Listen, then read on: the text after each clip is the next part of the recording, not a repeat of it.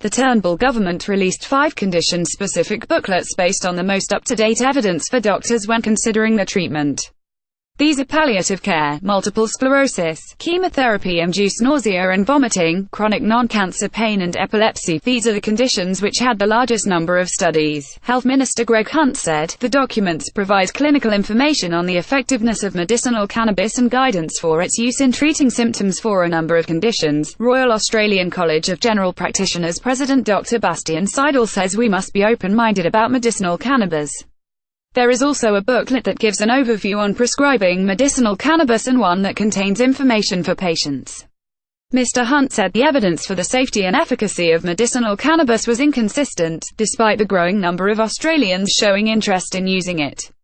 Ali Tregent's critically ill daughter Gemma, 5, is one of the early recipients of prescribed medicinal cannabis. Photo, Eddie Jim. Each booklet outlines the evidence for each condition, with some giving an alphabet score for each cannabis product's success to treating pain, tremors or improving quality of life.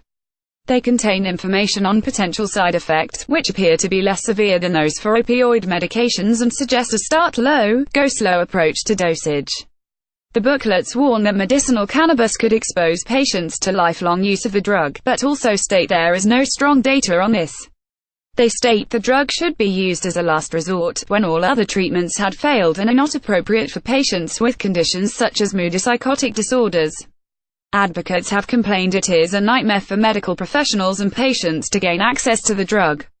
Professor Ian McGregor, from the Lambert Initiative for Cannabinoid Therapeutics, has written about Australia's system, which he says seems designed to almost guarantee its failure. An initial problem facing Australian patients seeking medicinal cannabis is that their GPs often know little about it, and unlike Canada, where GPs can write you a script, a sympathetic Australian GP must enlist the support of a specialist to apply to the Therapeutic Goods Administration for cannabis products, Professor McGregor noted.